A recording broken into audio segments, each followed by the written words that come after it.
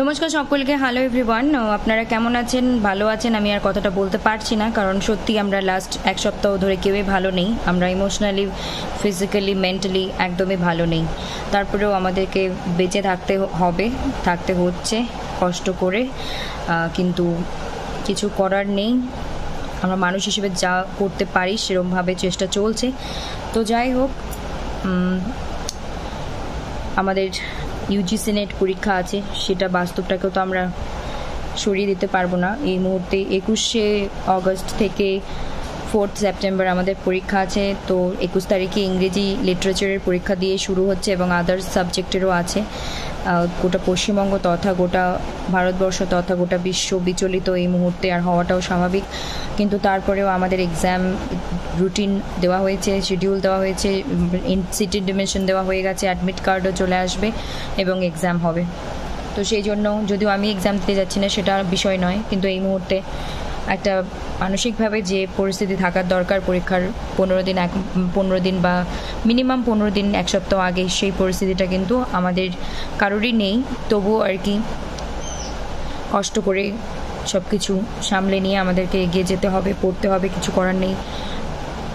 তো আজকে পেপার 1-এর আমি থিওরি নিয়ে আলোচনা করছি। তো নেক্সট টাইম যখন ভিডিও থাকবে পরবর্তী, সেগুলো থাকবে টিচিংয়ের বিষয়ে, দলিত literature, British literature.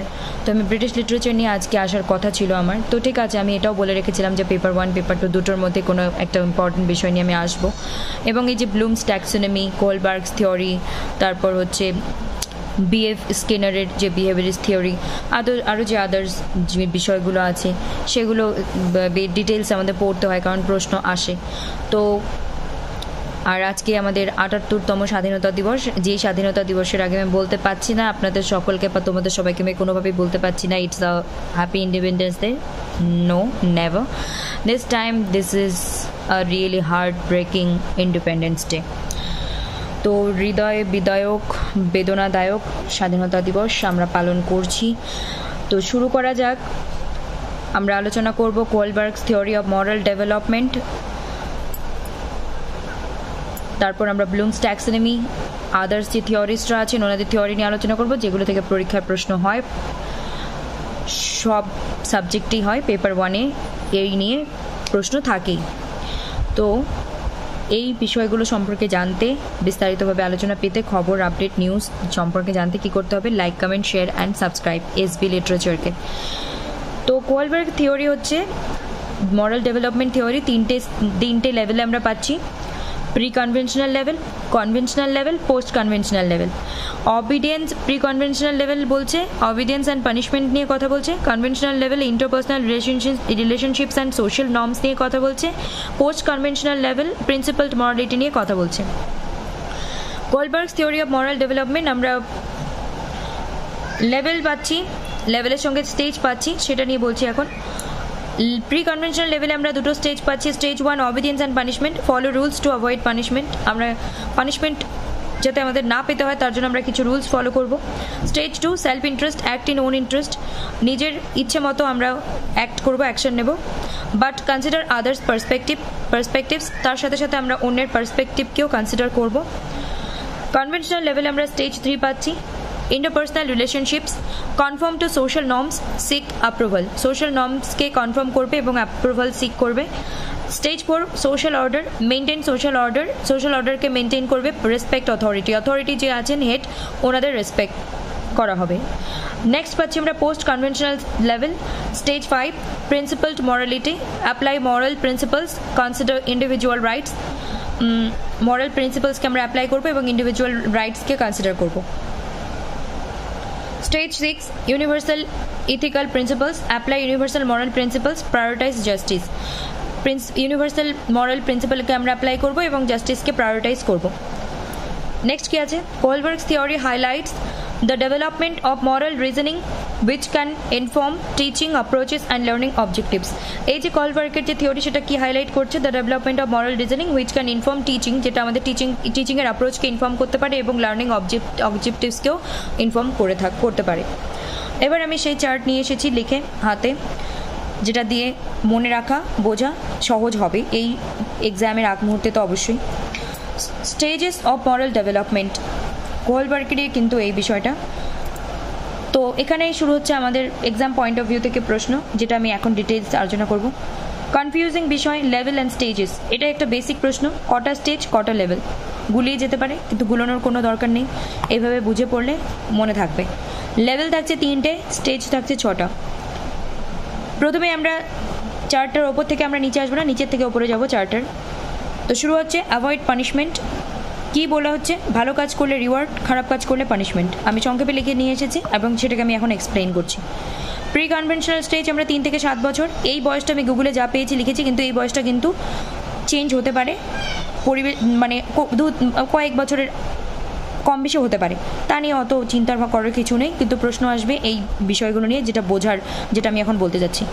Moral development, moral reasoning based on reward and punishment. এটা রিওয়ার্ড এবং পানিশমেন্টের উপর বেস করে তৈরি হচ্ছে। কিরম? ভালো কাজ করলে রিওয়ার্ড, খারাপ কাজ করলে ভুল। তো এখানে 3 থেকে 7 বছর আছে। তো আমি বলছি যে আমরা জানি 5 বছর বয়স থেকে বাচ্চারা স্কুলে যেতে শুরু করে, ক্লাস 1 যে পড়াশুনো করে তার জন্য। তো এখানে আমি বলতে পারি যখন আমরা বাচ্চারা স্কুলে যায়, স্কুলে পড়াশোনা শুরু করে, মাস্টারমশাই কিছু হোমওয়ার্ক বাড়ির কাজ দেন আর বলে যে যে হোমওয়ার্কটা পরের দিন করে নিয়ে আসবে তাকে তার খাতায় গুড লিখে দেওয়া হবে, রিওয়ার্ড দেওয়া হবে, আর যে করবে না তাকে বাইরে কান ধরে দাঁড় করানো হবে। এটাও কিন্তু রিওয়ার্ড অ্যান্ড পানিশমেন্ট। তার ভয়ে যে বাচ্চা হোমওয়ার্ক করে নিয়ে যায় তার খাতায় টিচাররা খুব সুন্দর করে গুড লিখে দেয়, নাম্বার দিয়ে দেয় 10-এ 10 বা যেরম দেওয়ার দরকার, আর যারা করে নিয়ে যায় না তাদের কান ধরে বাইরে দাঁড় করিয়ে রাখে। তো এটা পানিশমেন্ট, এটা দেখে তারা ভয় পেয়ে হোমওয়ার্কটা করে নিয়ে যায়। তো এটা কিন্তু রিওয়ার্ড অ্যান্ড পানিশমেন্ট। তো সেটা 3 বছর থেকে 7 বছরের মধ্যে বলা হচ্ছে। তো সেটা আমি বলবো যে স্কুলে আমাদের এখন আমরা জানি যে সরকার নিয়ম করেছে 5 বছর থেকে স্কুলে ভর্তি হওয়ার নিয়ম। তো সেক্ষেত্রে অবশ্যই বাচ্চাদের, এটা আমি উদাহরণ দিলাম মনে রাখার জন্য, যে রিওয়ার্ড অ্যান্ড পানিশমেন্ট। তো বাচ্চারা বাড়িতেও কিছু অ্যাক্টিভিটিস করে, গার্জিয়ান, যেখানে পেরেন্টস, বাবা মা এবং বাড়ির অন্যান্য সদস্যরা বলেন যে তুমি যদি এটা ভালোভাবে করো তোমাকে আমি চকলেট দেবো, শাবাশি দেবো, আর তুমি যদি ভুল করো তাহলে কিন্তু আমি তোমাকে শাস্তি দেবো। তো এই যে রিওয়ার্ড অ্যান্ড পানিশমেন্ট। তো ভালো কাজ করলে আমরা বলি বাহ, গুড, গ্রেট, এইভাবে বলি, বাচ্চাদেরকে এনকারেজ করি, আর খারাপ কাজ করলে পানিশমেন্ট দেওয়া হয়। তো এটা এই স্টেজে অ্যাভয়েড পানিশমেন্ট। তো প্রি কনভেনশনাল আর একটা বিশেষ কথা হলো 3টে লেভেল, 6টা stage, each level carries 2 stages, একটা করে লেভেল 2টো করে স্টেজকে ক্যারি করছে। নেক্সট থাকছে সেলফ ইন্টারেস্ট। সেলফ ইন্টারেস্ট যে যেমন তার সাথে তেমন। আবারও আমি স্কুলের কথা নিয়ে আসছি। তো এখানে আমরা দেখবো যে স্কুলে কোনো একটা বাচ্চা বেঞ্চে বসে, গিয়ে সে ফার্স্ট বেঞ্চে বসে, তার অভ্যাস। তো সেই দিন তার অন্য কোনো ক্লাসের সহপাঠী বা বন্ধু এসে জায়গাটা নিয়ে নিয়েছে, তো তাদের মধ্যে ঝগড়া লেগেছে। তারপর বলছে তুই আগে আমার জায়গা নিয়েছিস, ও বলছে তুই আগে আমার জায়গা নিয়েছিস। তারপর তারা কী করছে? একে অপরের চুল ধরে টানাটানি করছে, তারপর তারা একে অপরের ব্যাগ ছুড়াছুড়ি করছে, তারপর তারা একে অপরের খাতা বই ছিঁড়ে দিচ্ছে। টিচার ক্লাসে ঢোকা মাত্র পানিশমেন্ট করছে, স্যার ও না আমাকে মেরেছে। কেন মেরেছে? ও আমার ব্যাগ টেনে ফেলে দিয়েছে। ব্যাগ কেন টেনে ফেলে দিয়েছে? কারণ ও আমার জায়গাটায় আগে বসেছে। তো এই যে সেলফ ইন্টারেস্ট, তাই ও আমার সাথে খারাপ করেছে, আমি ওর সাথে খারাপ করবো, এটা এক্সাম্পল। নেক্সট আমরা যাচ্ছি এগিয়ে, পরের ধাপ। সেটা কি? সেটা হচ্ছে কনভেনশনাল লেভেল, যেখানে আমরা কি পাচ্ছি? Moral reasoning based on external ethics. কি বয়সটা কত? 8 থেকে 23। আবারও বলবো বয়সের ডিফারেন্স কম বেশি হতে পারে, সেটা কোনো ভাবার বা ভয় পাওয়ার চিন্তা করার কিছু নেই, কিন্তু আমাদের এগুলো মনে রাখতে হবে। তো এটা একটা আনুমানিক দেওয়া আছে। কনভেনশনাল 8 থেকে 23। তো এখানে কি হচ্ছে? Good boy attitude. Good boy attitude মানে সবার সাথে মিলেমিশে থাকা। এই সময় 8 থেকে যেহেতু 23, আমরা জানি যে ছেলে বাচ্চারা যেমন বন্ধু বান্ধবের সঙ্গে মেলামেশা করে, যে 14 থেকে সম্ভাবনা থাকে 12 বা 14 থেকে 14, 18, 16 এই বয়সগুলো খুবই একটা মানে সেন্সিটিভ সময় আমরা বলতে পারি, যেখানে কি হয় ছেলে বন্ধুরা ছেলে মিলে সিগারেট খায়, নেশা করে বা বিভিন্ন ধরনের অ্যাক্টিভিটিসের সঙ্গে যুক্ত হয়। তো গুড বয় অ্যাটিটিউড যে মানে সবার সাথে মিলেমিশে থাকার একটা চেষ্টা। আমি একটা এক্সাম্পল দিচ্ছি, যে বন্ধুরা সিগারেট খাচ্ছে, ওদের সামনে ভালো সাজার জন্য আমি সিগারেট খাচ্ছি, আবার তারাই আবার বাড়িতে এসে যখন বাবা মা জিজ্ঞেস করছে যে হ্যাঁ আমি তো আমি ভালো, আমি ক্লাসে সব কিছু এরকম, আমি খারাপ, ওদের সাথে মিশি না, ভালো। তো যে যেমন তার সামনে তেমন, বাড়িতে এসে ভালো সাজার চেষ্টা করছে, আবার বাইরেও বন্ধুদের সামনে তাদের বন্ধুরা সিগারেট খাচ্ছে তাই তারাও সিগারেট খাচ্ছে বন্ধুদের সামনে ভালো সাজার জন্য। তো গুড বয় অ্যাটিটিউড মানে যে যেমন তার সাথে, তো ওই সময়টা তাদের মধ্যে থাকে না আসলে ওই স্টেজটার সময় করার। তার জন্য অবশ্যই পরিবারের লোকজন এবং আমাদের সমাজের লোকেদের সেটা দায়িত্ব যে কোনটা ঠিক কোনটা ভুল সেটা নির্দিষ্টভাবে দেখিয়ে দেখিয়ে দেওয়া বা বুঝিয়ে দেওয়া। যাই হোক, তো এই স্টেজটা হলো এটাই, গুড বাই অ্যাটিটিউড। তারপর আমরা ল অ্যান্ড অর্ডার, মরালিটি, সেখানে কি হচ্ছে, যা নিয়ম তাই মেনে চলবো। অবশ্যই আমরা জানি সমাজে যে নিয়ম আছে, আমরা ল অর্ডার অথরিটিকে মানবো, আমরা সমাজের যা নিয়ম আছে সব মানবো, তো সেটা মেনে চলবো। অবশ্যই যে কোনো অপরাধ করলে আইন আছে, কানুন আছে, কোন অপরাধের কি শাস্তি আছে, আমরা এগুলো নিয়ে ভয় পাই, তার জন্য এটা এর সাথে খারাপ করা যাবে না, ওটা ওর সাথে খারাপ করা যাবে না, আমরা এরকমটা বলে থাকি, তার জন্য আমরা মেনে চলি, এই স্টেজটাতে আমরা এইসব মেনে চলি। তারপরের স্টেজ আমরা যদি বলি পোস্ট কনভেনশনাল অ্যাডাল্টহুড, যেখানে আমরা কি বলছি অ্যাডাল্টহুড, মানে আমরা যখন মানে অ্যাডাল্ট, যারা আমরা যুবক যুবতী বলে থাকি তাদের, moral reasoning based on personal ethics, মানে এখন প্রথমে ছিল based on reward and punishment, তারপর বেসড অন এক্সটার্নাল ইথিক্স, মানে বাইরের বিষয়বস্তু থেকে যখন আমরা প্রভাবিত হচ্ছি, আর এটা হচ্ছে পার্সোনাল ইথিক্স, যখন আমরা নিজের ভেতর থেকে প্রভাবিত হচ্ছি, ইথিক্স দ্বারা প্রভাবিত হচ্ছি। কীরকম? সোশ্যাল কন্ট্রাক্ট, এই যে আমরা ল অ্যান্ড অর্ডার, এটাকে আমি একটু নিয়ে আসবো আগের। ল অ্যান্ড অর্ডার তো মানছি, ঠিক আছে, কিন্তু এই ল অ্যান্ড অর্ডার মানতে গিয়ে যখন আমরা মনে করো সোশ্যাল কন্ট্রাক্ট, যখন আমরা এখন আমি যদিও উদাহরণটা টানা ঠিক মানে ইস্যুটা যেহেতু সেন্সিটিভ, তবুও এত মানুষজন নেমে পড়েছে, তো আমি উদাহরণটা তুলছি। বর্তমানে যে পরিস্থিতিটা চলছে সেখানে যদি ল অ্যান্ড অর্ডার আমরা মানি, এখন কিন্তু ল অ্যান্ড অর্ডার কেউই মানছে না, সবাই আন্দোলন ধর্নায় বসেছেন ন্যায় বিচারের জন্য, এবং সেটা স্বাভাবিক। আমরা মানুষ হিসেবে যদি মানুষের পাশে না থাকি, আমরা যদি একটার প্রতিবাদ না করি, পরবর্তীতে এর থেকে হাজার হাজার ক্ষতি বা হাজার হাজার দুর্ঘটনা ঘটতে থাকবে, যেটা সাফার করতে হবে আমাদেরকেই, আর যেটার জন্য আমাদের পরবর্তী জেনারেশন এবং আমাদের বয়স্ক সবাই আমরাই সাফার করছি, আগামীতেও করতে হবে। তার জন্য কি হচ্ছে সোশ্যাল কন্ট্রাক্ট, মানে হচ্ছে যে ঠিক আছে, সরকারের যে নিয়ম আছে সেটা ঠিক আছে, আজকে কিন্তু সেই নিয়মগুলোকে মানুষ, সাধারণ জনগণ ভেঙে দিচ্ছে। কেন? কারণ সোশ্যাল কন্ট্রাক্ট, এটা আমি জাস্ট এক্সাম্পল দিচ্ছি পড়াটা বোঝানোর জন্য, কারণ এই কারেন্ট সিচুয়েশন, এই পরিস্থিতির মধ্যে থেকে আর মানে বিশেষ কিছু আর হতে পারে না, কারণ এই মুহূর্তে এটা আমাদের একজন দায়িত্ববান নাগরিকের জন্য জানা খুব দরকার, এবং এই মুহূর্তে এটা মনে রাখার জন্য দরকার ক্ষতি হচ্ছে কিনা। সোশ্যাল কন্ট্রাক্ট, যে ঘটনাটা ঘটছে, এটা যদি দেখছি আমাদের যে ক্ষতি হচ্ছে, সেখানে আর চুপ করে থাকা যায় না, তাই সেটা কি হচ্ছে, উর্ধে যাচ্ছে। একটা এক্সাম্পল, কোনো পেশেন্টকে নিয়ে তার পরিবারের লোকজন যাচ্ছে, সেটা তার মা হতে পারে, বাবা হতে পারে, ছেলে হতে পারে, সন্তান হতে পারে, মেয়ে হতে পারে, তো যাচ্ছে, তো রাস্তায় সিগন্যালের মধ্যে আটকে পড়েছে, ঠিক আছে, কিন্তু ইমার্জেন্সি, মানে সেই বাড়ির পেশেন্ট, আমার মা বাবা বা আত্মীয় পরিজন যে ব্যক্তিটা আছে, সে যায় অবস্থা, তাকে ওই মুহূর্তে রেড সিগন্যালে থাকলে হবে নাকি সেখান থেকে আমাদেরকে কোনো ব্যবস্থা করে বেরিয়ে যেতে হবে, তাই না, যাতে রুগীটাকে আমরা বাঁচাতে পারি। তো এটা হলো সেটা, যে ক্ষতি করছি না। এই স্টেজে এসে কিন্তু মানুষ পার্সোনাল ইথিক্স দিয়ে বিচার করে। আর তারপর হচ্ছে আরেকটা স্টেজ, সেটা হলো প্রিন্সিপাল। এই যে এগুলো যে ডিটেলসে আলোচনা করেছি, এগুলোকে এখানে শর্ট ফর্মে নিয়ে এসেছি এবং ছবি দ্বারা রেখেছি, যাতে মনে রাখতে বুঝতে সুবিধা হয়।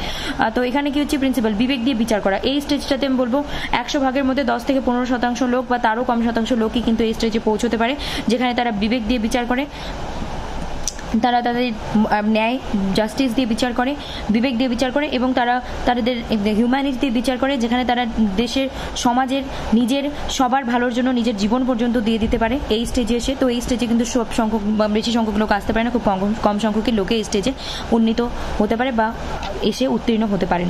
তো এই হচ্ছে বিষয়, এগুলো মনে রাখতে হবে। প্রত্যেকটাই আমি উদাহরণ দিয়ে দিলাম, ইংরেজিতে প্রশ্ন আসবে, তার সঙ্গে বাংলাটাও দিয়ে দিলাম যাতে মনে থাকে। তো কোয়েলবার্গ বলেছেন, আমরা যা ভাববো তাই করব, কিন্তু বাস্তবে আদৌ কিন্তু সেটা নাও হতে পারে। তো কিছু ক্রিটিসিজমস আছে, তো ক্রিটিসিজমসগুলো আমি ঝটপট বলে দিই এক কথায়। তো ওনার যে থিওরিগুলো আছে, কিছু ক্রিটিসিজম হয়েছে, আর আমরা জানি যে সব কিছুরই একটা ভালো দিক, আলোচনা সমালোচনা সবই থাকবে। কালচারকে ইগনোর করেছিলেন তিনি, ওনার যে এই বিষয়গুলো নিয়ে নিজে থিওরি লিখেছেন, থিওরি পড়াশোনা করেছেন, আবিষ্কার করেছেন, সেটা তিনি কিন্তু কালচারকে ইগনোর করে গেছিলেন, এটা ক্রিটিকরা ক্রিটিসাইজ করেছেন।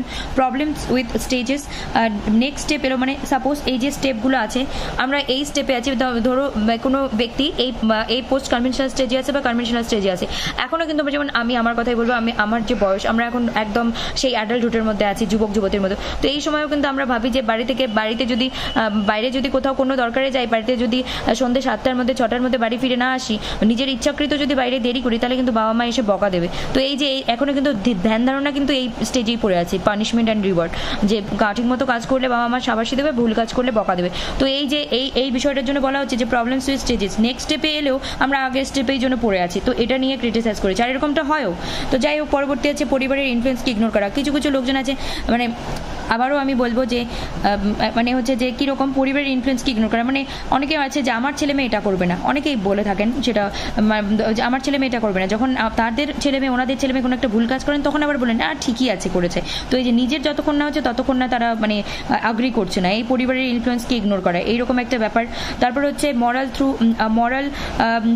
মরাল থট ভার্সেস বিহেভিয়ার, সরি এটা থট হবে, মরাল থট ভার্সেস বিহেভিয়ার। মানে কি হচ্ছে এই পরিস্থিতিতে সম্মুখীন হলে মানে মরাল থট ভার্সেস বিহেভিয়ার, আমরা একটা গল্প শুনেছিলাম কিসের, মানে ভালুক, দু বন্ধু যাচ্ছে, ভালুক এসছে, এক বন্ধু গাছে উঠে গেছে আর এক বন্ধু, তো ওখানে উচিত ছিল দুই বন্ধুর একে অপরকে রক্ষা করা, তারা রক্ষা না করে একজন নিজের প্রাণ নিয়ে সে গাছে উঠতে পারে তাই উঠে গেছে, আর পরের বন্ধু গাছে উঠতে পারতো না জন্য সে কোনো রকম একটা ব্যবস্থা করে উপস্থিত বুদ্ধি খাটিয়ে বেঁচে গেছে। কিন্তু আমরা বলি যে মরাল থট ভার্সেস বিহেভিয়ার, এখানে বলবো যে মানে বন্ধু জলে পড়ে গেছে আর এক বন্ধুর উচিত তাকে বাঁচানো, না মুখে বলছে বাঁচাবো কিন্তু আদতে সে নিজে জলে নেমে বাঁচাবে বা ডেকে বাঁচাবে না সেটা কিন্তু ভাববার বিষয় আছে যে ওই পরিস্থিতিতে সে নিজেকে বাঁচাবে নাকি বন্ধুকে বাঁচাবে। তো এটা হচ্ছে মরাল থট ভার্সেস বিহেভিয়ার, এটাও ক্রিটিসাইজ করা হয়েছে ওনার থিওরিকে। জেন্ডার বায়াসড, এগুলো কি হচ্ছে যে এগুলো এই যে কি কেরল মিলিগান নামে একজন ব্যক্তি, তিনি কি করেছেন, তিনি ক্রিটিসাইজ করেছেন যে এগুলো তো এই যে উনি যে এক্সপেরিমেন্ট করেছেন, এগুলো যে থিওরি আবিষ্কার করেছেন এটা তো ছেলেদের উপর, কিন্তু মেয়েদের ক্ষেত্রেও কি একই হবে, এটা নিয়ে ডোমেইন স্পেসিফিক এক্সপিরিয়েন্স।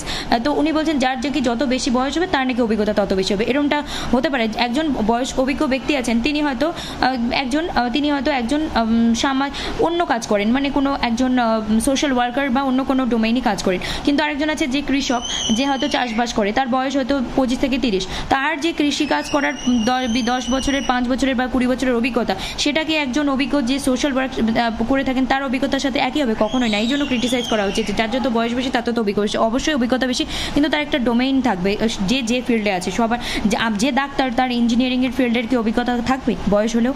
আর যে টিচার তার কি সিঙ্গারের অভিজ্ঞতা থাকবে? কখনোই না।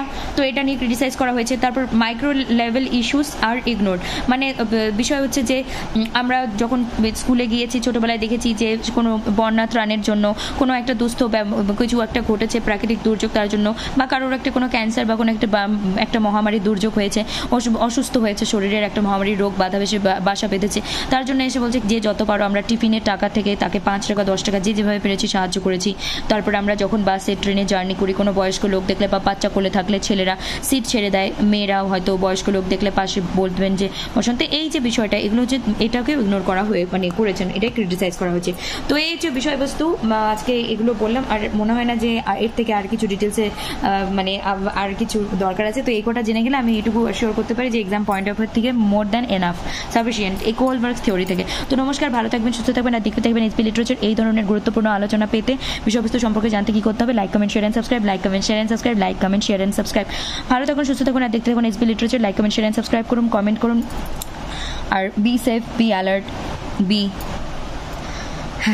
B safe, be alert, be happy. আমি এই মুহূর্তে বলতে পারছি না, বাট না, বি কেয়ারফুল। তবুও নিজের যত্ন রাখতে হবে, কিছু নিজের, পরিবারের, সমাজের, সবার। তো ভালো থাকবেন, নমস্কার, গুড নাইট। একটু দেরিতে যাচ্ছে কিন্তু বিষয়টা গুরুত্বপূর্ণ ছিল। পরিস্থিতি আমরা সবাই প্রভাবিত হচ্ছি, ইভেন আরও যে কতদিন এরম হবে আমরা জানি না, কিন্তু হ্যাঁ, মানুষের পাশে থাকতে হবে। আমরা একদম ক্ষতবিক্ষত হয়ে গেছি মনের দিক থেকে, তবু আমরা চাইছি যে সুবিচার হোক, মানুষ যেন আবার তাদের প্রত্যেক জীবন জীবিকার মানুষটাই তাদের স্বাভাবিক ছন্দে ফিরুক এবং কাজে, কিন্তু তার সঙ্গে অবশ্যই ন্যায় হওয়াটা খুব দরকার। নমস্কার।